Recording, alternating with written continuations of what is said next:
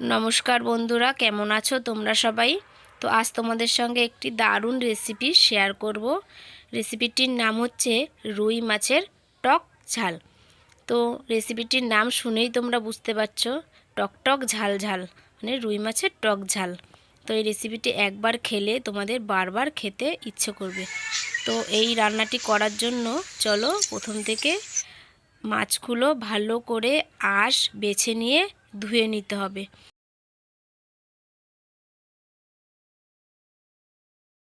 এগুলো ভালো করে পরিষ্কার করে ধুয়ে বেছে নিয়ে তারপরে আমরা রান্নায় যাব।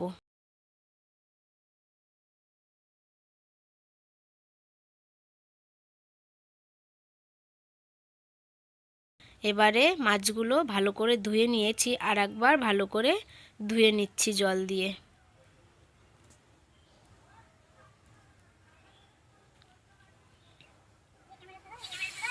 আর এদিকে দেখো হনুমানের অবস্থা দেখো। আমাদের এখানে প্রচুর পরিমাণে হনুমান। এবারে চলো সব কিছু কেটে নিই। যেহেতু রুই মাছের টক ঝাল, টকটা হবে এই টমাটোমের জন্যই, তো টমাটোমটা একটু বেশি পরিমাণেই লাগবে। আমি এখানে টমাটোম নিয়ে নিয়েছি 4টে। তো টমাটোমগুলো ভালো করে ধুয়ে নেব। ভালো করে ধুয়ে নিয়ে এখন টমাটোমগুলো ছোট ছোট করে কুচি কুচি করে কেটে নেব।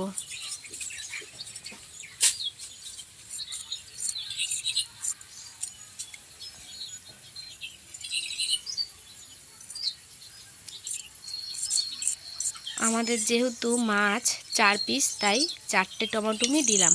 তোমাদের যদি মাছ বেশি হয় তাহলে আরও বেশি টমাটোম দেবে, তাহলে টকটা একটু বেশি হবে। এদিকে একটা পেঁয়াজ টুকরো করে ছোট ছোট করে কেটে নিচ্ছি।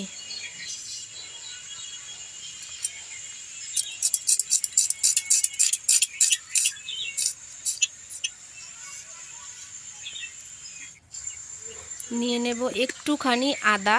তো আদাটাও ভালো করে ছুলে ছোট্ট ছোট্ট করে কেটে নেব।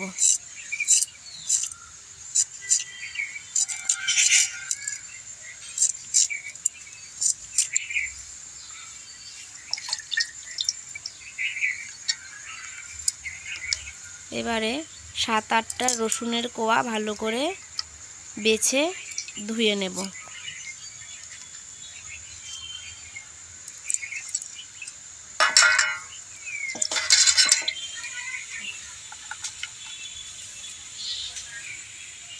দিয়ে দেব 4টে লঙ্কা। এখানে আগুনটা ধরিয়ে নেব।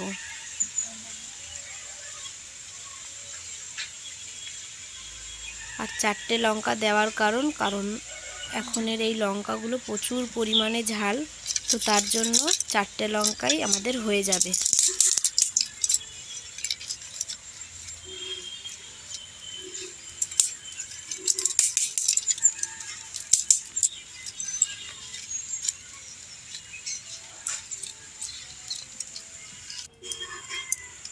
কড়াইটা বসিয়ে নেব।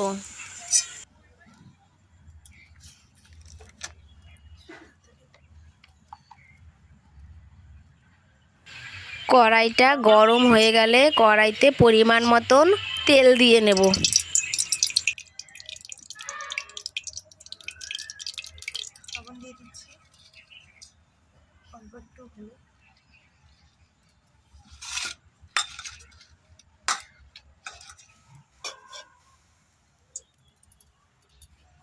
তেলটা গরম হয়ে গেছে, এবার মাছটা ভেজে নেব।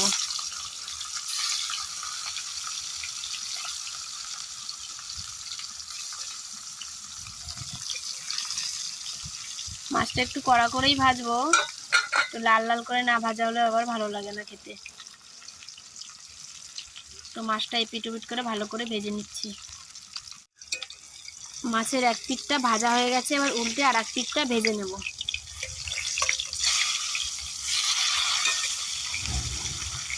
তো লাল লাল করে মাছটা ভাজা হয়ে গেছে, আর এক পিঠটা ভালো করে ভেজে নিই।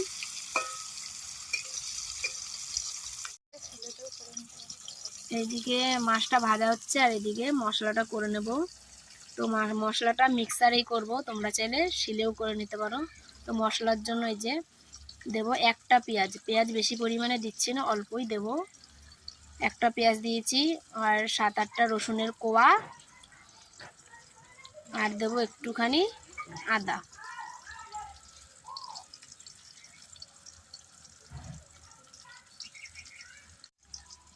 আর লঙ্কা, যেহেতু এখনকার লঙ্কা প্রচুর পরিমাণে ঝাল, তো তার জন্য 4টে লঙ্কা দিয়ে নিচ্ছি। এই 4টে লঙ্কায় অনেক ঝাল হয়ে যাবে। আমাদের এখানে এই লঙ্কাটার নাম বলে বুলেট লঙ্কা। একটুখানি জল দিয়ে নিলাম, তো মিক্সারে মশলা করলে তো একটু জল দিয়ে নিতেই হয়। তো এবার ঢাকনাটা আটকে মশলাটা করে নেব। মাছটা ভালো করে ভাজা হয়ে গেছে, এবার মাছগুলো নামিয়ে নেব। মাছগুলো লাল লাল করে ভাজা হয়ে গেছে, তো মাছগুলো নামিয়ে নেব। আর এদিকে দেখো আমাদের টমি চলে এসছে মাছের গন্ধে। তেলের মধ্যে ফোড়নের জন্য অল্প কটা জিরে দিয়ে দেবো। এবার টমেটোগুলো তেলে ছেড়ে দেবো।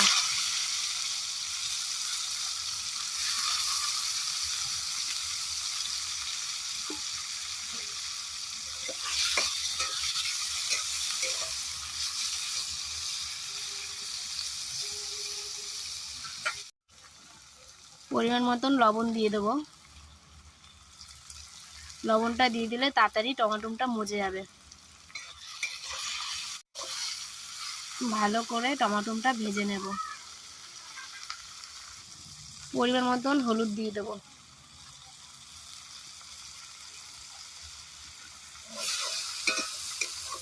আর মিক্সারে মশলাটা দিয়ে দেবো।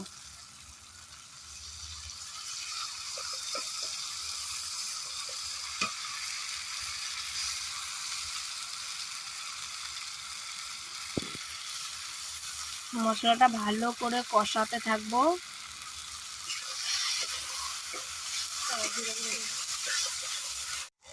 একটুখানি জিরার গুঁড়ো দিয়ে নেব। মশলাটা ভালো করে কষিয়ে নেব যতক্ষণে তেল না ছাড়ে। মশলাটা ভাজা ভাজা হয়ে গেছে, একটুখানি জল দিয়ে নেব, নাহলে লেগে যাচ্ছে কড়াইতে।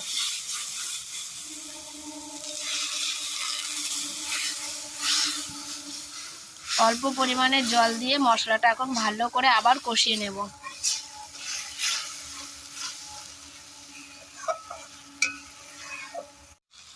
মশলাটা ভালো করে কষানো হয়ে গেছে, তেলও ছেড়ে দিয়েছে। এবার পরিমাণ মতন জল দিয়ে নেব।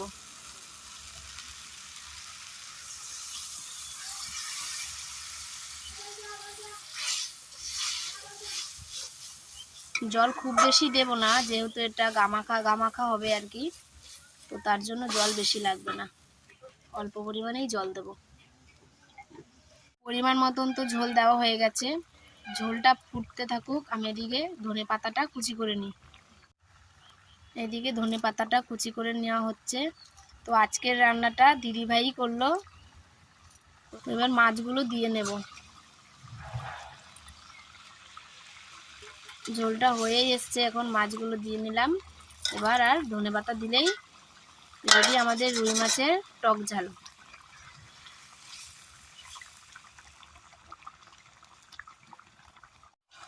মাছটা টকের কারণ হচ্ছে কাঁচা টমেটোমের জন্য মাছটা টক হবে আর কি, তো তাই এর নাম দিয়েছি রুই মাছের টক ঝাল। এবারে ধনেপাতাটা ওপর দিয়ে নেব, তাহলেই রেডি হয়ে যাবে আমাদের রুই মাছের টক ঝাল। তো তোমাদের কেমন লাগলো এই রেসিপিটি আমাদের কমেন্ট করে জানাতে ভুলো না। আর এরকম যদি আরও সুন্দর সুন্দর রান্না দেখতে চাও তো কমেন্ট করে জানিও।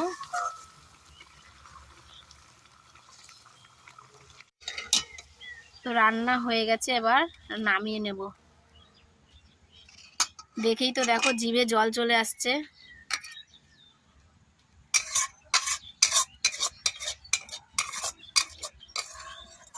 আর তোমাদের ভিডিওটি ভালো লাগলে লাইক কমেন্ট শেয়ার করো, আমাদের পাশে থেকো।